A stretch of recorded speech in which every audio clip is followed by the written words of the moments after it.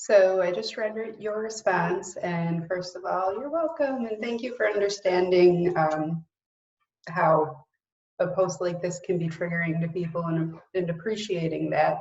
The level of compassion that you're able to show for other people in this regard means that you're also capable of having that level of compassion for yourself. So I said before, I'm not going to try to change your mind, and I'm not going to, but now that I've seen your response to the questions, there are things in your chart that are just all coming together. So I'm just going to talk a little bit about that since you did ask for a reading on your chart, sort of. Well, actually, now that I'm thinking about it, you asked about death specifically, suicide specifically. Maybe I should just make sure that you're okay with another type of reading on your chart. I'm going to pause and ask you quickly. Okay, I just asked you and you said yes. So here we are back again. And I'm going to pull up your chart in front of me so I can look at that as I talk. So the thing that you said is, you talked about laziness and fixedness and how it's going to block you from being successful. You talked a little bit about success meaning to you fame and just diplomacy or the popular culture in general. Okay, so it looks like you're saying it could be in the music industry, it could be as a diplomat maybe, or just pop culture in general. Well, your chart actually has fame written all over it, particularly the fact that you have your North Node in Leo in the 10th house. Like, if that's not an indicator for fame, I don't know what is. That's as fame indication as it gets as far as I'm concerned. And you also have your sun in your 10th house, and like, wow, like if that just like really drives the nail home. Like, you are born to be famous, basically. Like, I know that that's a pretty strong statement, but I mean, you've got your sun, moon, Mercury, and North Node all in your 10th, and your moon, Mercury, and North Node are all in Leo. Fame right there. So, okay, having said that, I want to look at what's causing this pain for you around this subject. And the phrase that keeps coming to my mind is, who told you that you're lazy? I mean, wow, that's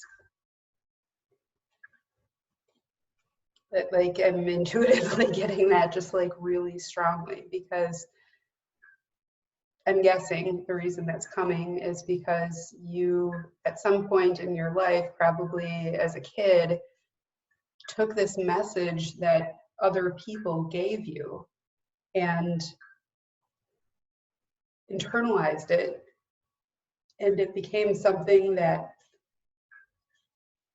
you tell yourself because other people have told that to you. And there's a part of you that tells you that you can't do things because you're lazy. But I actually don't even believe in laziness as a concept. I think that everyone always does their best all of the time, all things considered. And if they're not accomplishing what society or their family or some part of themselves thinks they should be accomplishing, it's because there are other factors involved that are blocking that from happening, and they're doing their best, all things considered. And the thing that's really standing out as something that needs to be addressed before you can move into your North Node success, it's this Saturn that squares it. Saturn is squaring your nodal axis. And that means that in order to do what you came here to do in this life, that needs to be addressed. Saturn is in Taurus, and Taurus is very fixed. Saturn is very restrictive, and having that in your 8th house, wow. I mean,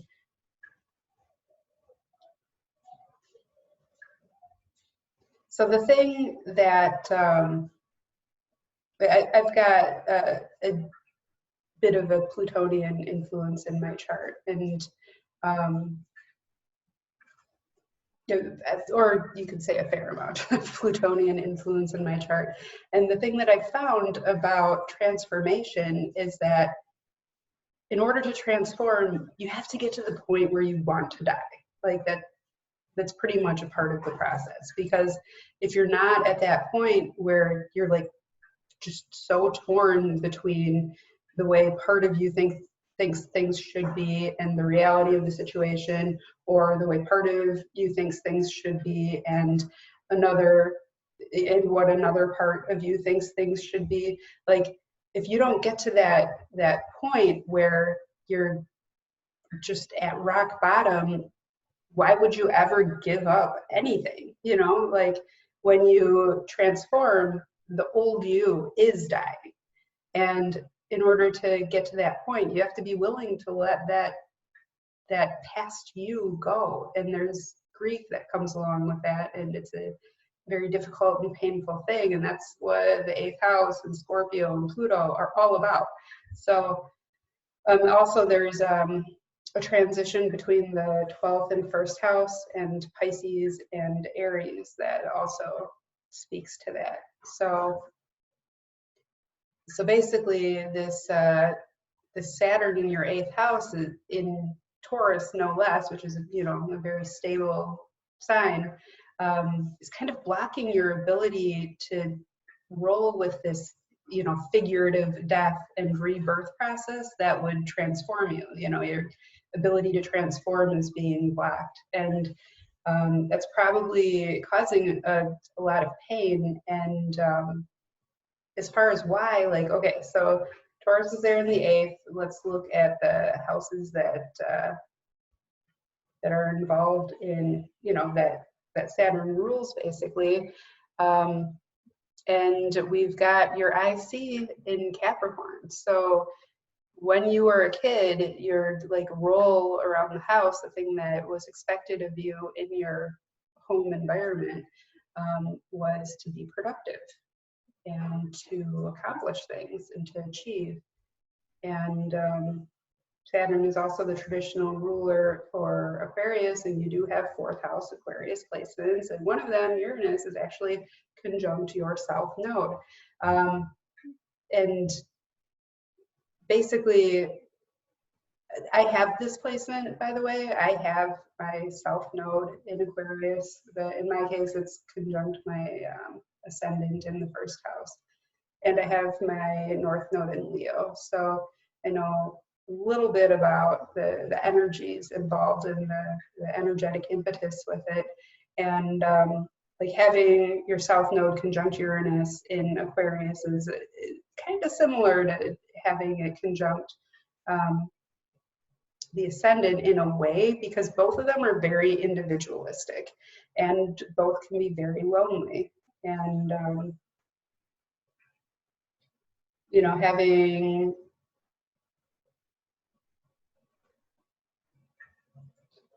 Neptune there too, like maybe you were a bit of a daydreamer and a little bit of a weirdo as a kid, and that just did not fly in your home. That wasn't okay, and you were expected to be this, like, you know, normal little achiever. And you know, you've probably felt pretty isolated, and you know, that's all here in your chart. However,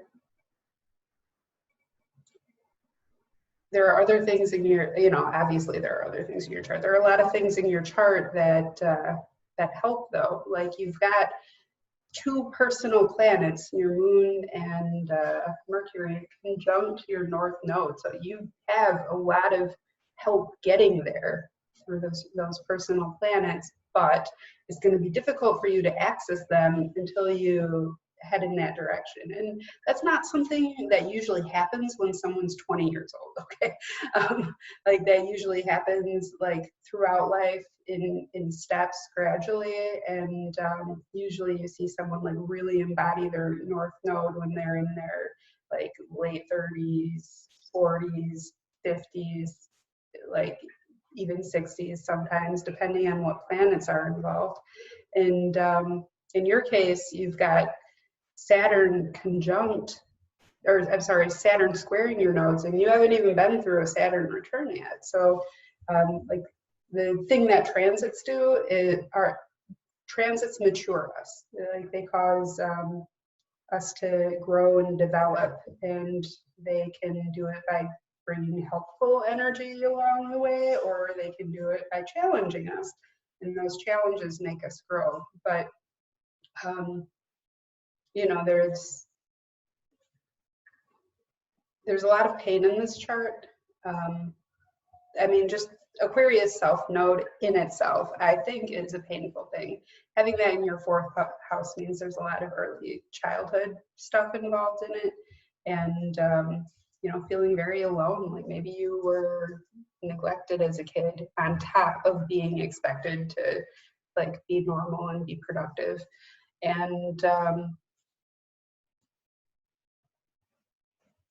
yeah, so looking back at your 10th house again, like having your sun there, it's conjunct Ceres, it's conjunct your midheaven, it's in Cancer. So being emotionally nurturing is part of who you are. Like that's where your vitality is. And then in, you know, your moon being conjunct your north node means that in Leo, which is an expressive sign, right? Having that like that, your whole 10th house basically looks like emotional expression in a way that makes other people, that helps other people process their emotions based on your expression of your own experience and your own emotions. Like that really looks like that looks like it would fit in with this combination of placements here. And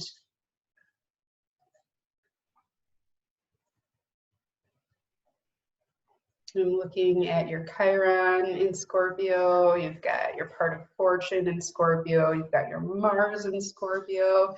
You've got a lot of ability to tap into these things, and that'll, like, I'm surprised that you don't have, what's the, oh, I see.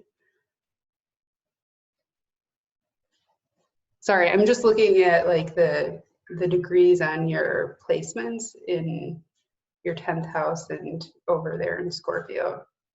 Kind of like questioning why there aren't some, why there isn't a trine, but anyways, so